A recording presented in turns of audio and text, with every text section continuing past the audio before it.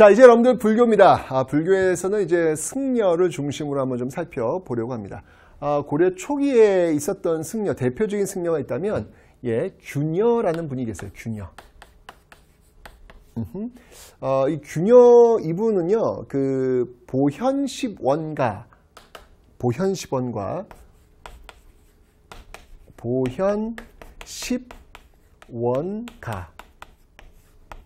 요게 뭐냐면, 요거는 향가예요, 향가. 향가인데, 요 내용은 뭐냐면, 보현보살. 보살님이에요, 보살님. 항상 제가 얘기했죠. 보살들은 약속을 한다고. 그 약속을 이뤘을 때 부처가 된다고. 관세음 보살은 현세에 살고 있는 모든 사람의 소원 다 들어준 다음에 부처 되겠다는 약속하잖아요. 보현보살도 마찬가지로 10원, 10개의 어떤 소원. 소원. 보현보살님의 소원을 지금 이야기하는 겁니다.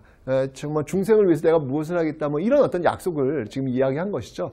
그러니까 이걸 통해 가지고 어떤 그 불교를 좀 많은 사람들한테 알리기 위한 그런 향가로서 바로 이 균여가 이런 저수를 지금 하고 있다라는 거, 그 정도만 일단 기억을 해 놓으시면 되겠습니다.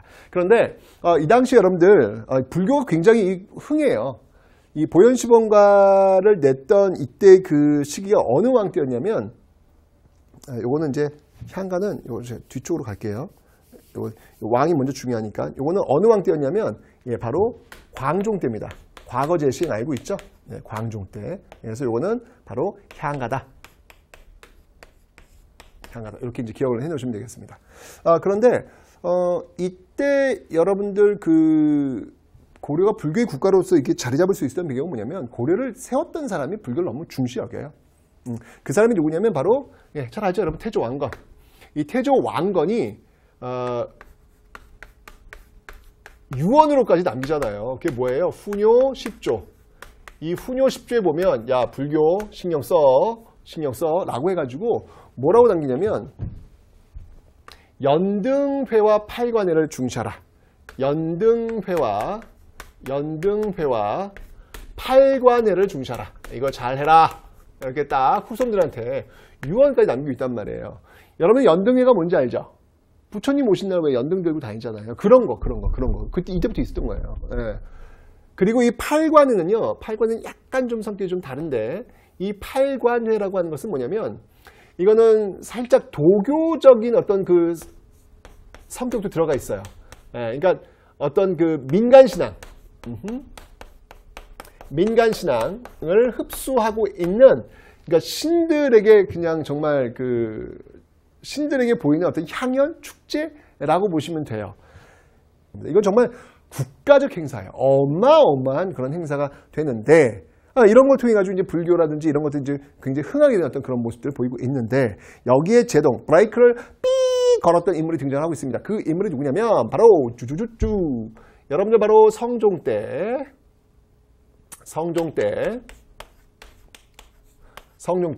자, 성종하면 누가 떠오르시나요, 여러분들? 그렇죠. 바로 최승로. 이 최승로가 유학자예요. 역시 마찬가지 유학자입니다. 눈에 보이지 않는 걸 믿는 걸 싫어해, 유학자들은. 자, 김부식 얘기가 또 그랬잖아요. 그걸 다 빼버렸다고요. 그죠? 최승로 볼 때는 이해할 수가 없는 거야. 유학자인데 이게 뭐 부처님이나 뭐 이게 뭐 여럿이나 뭐 그렇게 중요하지 않을 거란 말이에요. 그래서 이 최승로가 이 성종한테 건의를 해요. 연등회가 너무 사치스럽고 너무 이게 또 이게 국가 재정에도 부담이 되니 연등회를 좀 줄이십시오. 이렇게 이야기하고, 그리고 최승로의 어떤 건의에 의해서 이런 어떤 결과물이 나오는 거예요. 그리고 팔관에는 이거야말로 이런 거 왜 합니까? 이런 건 그냥 폐지하시지요. 폐지하시죠. 이런 어떤 주장들을 지금 하고 있더라라는 얘기입니다. 유학자가 보고 있는 어떤 그런 관점들이 이런 데서 나오는 거예요. 자, 어쨌건 이렇게 해서 이제 일단 초기에 불교는 굉장히 흥해질 수밖에. 근데 이렇게 막는다고 해도 되는 게 아닙니다. 민간 시장까지 쫙 민간이 들어가기 때문에 고려는 불교의 나라예요. 이건 막을 수 있는 어떤 그런 분위기가 아니다라는 것을 기억하시면 되겠습니다. 됐죠? 자, 그러다가 이제 문벌귀족 시대, 이제 의천의 시대를 열게 됩니다. 대각국사 의천. 이분께서는 왕자님이세요. 왕자님. 제가 얘기했잖아요, 여러분들. 고려에서 승려는 귀족이자 왕족이라고요. 아무나 승려하는 거 아니라고 제가 말씀드렸습니다. 굉장히 높은 서열에 있는 어떤 그 지식인들이 바로 이 승려들이었다라고 보시면 돼요. 고려시대가 아마 그랬던 모습인 것 같습니다. 이 의천 같은 경우에는요, 국청사에서 천태종을 열게 됩니다. 국청사에서 이 천태종을 열게 되는데, 당시 그 승려 의천에게 제일 큰 숙제는 뭐였냐면, 당시 그 교종과 선종이 있잖아요. 교종, 교리 중심의 이를 통해서 부처님의 뜻을 깨닫는 거, 선종은 참선 중심의 이를 통해서 부처님의 뜻을 깨닫는 거. 요 교종과 선종 중에서 이걸 통합하려는 어떤 그런 의도가 있었던 것 같아요. 그런데 의천 때 그걸 시도합니다.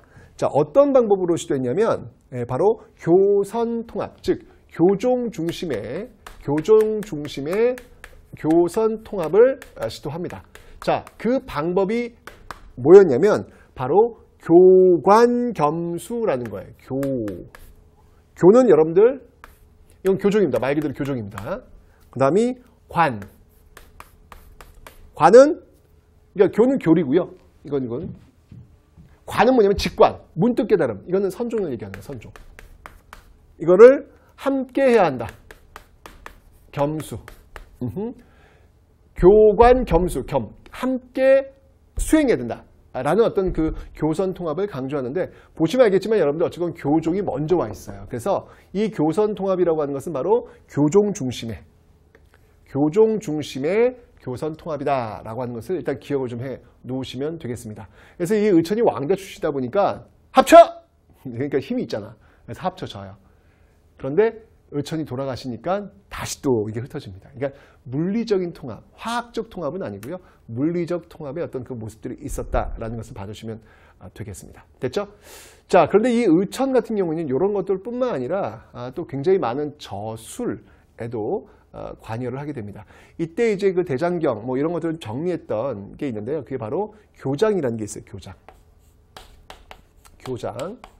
그러니까 그 앞에 초조대장경의 그 계보를 잇고 있는 그런 교장이 있었다라는 거 기억. 그 나중에 이제 여러분들 또 팔만대장경 나오겠죠. 그래서 초조대장경, 교장, 팔만대장경 이런 어떤 계보를 일단 기억을 좀 해놓으시면 되고요. 그 다음에 이제 또 여러분들 이 의천은요 굉장히 좀 이렇게 실용적인 것도 굉장히 강조했던 인물이에요. 그래서 이 화폐의 어떤 유통을 또 강조했던 그런 인물이기도 합니다. 그렇죠? 이 의천이 문종의 아들이고요. 그리고 숙종의 동생이에요. 숙종 때 여러분 해동통보 화폐 나오잖아요. 그죠? 그런 것들과 지금 연결이 되고 있다라고 하는 거, 요것도 하나 기억을 좀 해놓으시면 되겠습니다. 됐죠? 그래서 이렇게 의천, 대각부사 의천 기억하시면 되겠습니다. 됐죠? 자, 그런데 무신정권 들어오면서 이 쌍벽이에요. 여러분들 이 고려 문화파트에서 이 의천과 이 진울 얘기할 건데, 의천과 진울 진짜 시험에 잘 나와요. 진짜 시험에 나와요. 여러분 꼭 기억하시다. 제일 중요하다고 보시면 돼요. 문화파트 제일 중요한 거. 의천과 진울입니다. 자, 이제 보조국사 진울 이야기를 좀 한번 해보도록 하겠습니다. 자, 이 조계종을 이끌었던 그런 인물인데요. 이 진울과도 마찬가지죠. 숙제가 뭐였냐면 지금 흩어져 있는 교종과 선종을 하나로 이제 묶어내는 역할인데, 어떤 방법을 선호했느냐? 진울은요, 선종 중심의 선교 통합입니다. 네, 선종 중심의 선교 통합을 이야기하고 있더라라는 이야기죠. 자, 그래서 어떤 방식으로 했냐면요. 자, 요거는 바로 선정에 이른다. 이건 이제 선종이네, 선종. 그죠? 그 다음이 지혜야, 지혜. 이건 교종이잖아요, 교종. 그죠? 그래서 선종과 교종을 정혜, 쌍수, 같이 수행해야 된다. 이거 사실 똑같은 말이에요. 앞에 그 의천의 그 교관 겸수와 이 진울의 정해쌍수는 같은 말이에요. 다만 무엇을 위주로 통합하느냐, 그 차이예요. 여기는 선종 중심의 통합에 그 차이가 좀 있다라고 보시면 되는 겁니다. 요것 이외에도 여러분들 그렇게 깨달았다 할지라도 도노는 문득 깨달음이야. 문득 깨달았지라도 점진적으로 계속 수행해야 된다라는 도노점수, 이런 이야기를 지금 주장을 하고 있다라는 것을 여러분들 기억을 좀 해놓으시면 되겠습니다. 됐죠? 그리고 이 진울은요, 이런 어떤 정해쌍수, 도노점수를 시행하는 그 방법으로서 뭘 주장하냐면 스터디를 주장합니다. 스터디. 우리 함께 공부해 라는 스터디를 주장합니다. 그 당시 그 스터디를 뭐라고 하면 결사라는 결사의 방법. 그러니까 결사는 뭐냐면 같이 모여서 같이 수행하고 같이 참선하자는 이야기예요.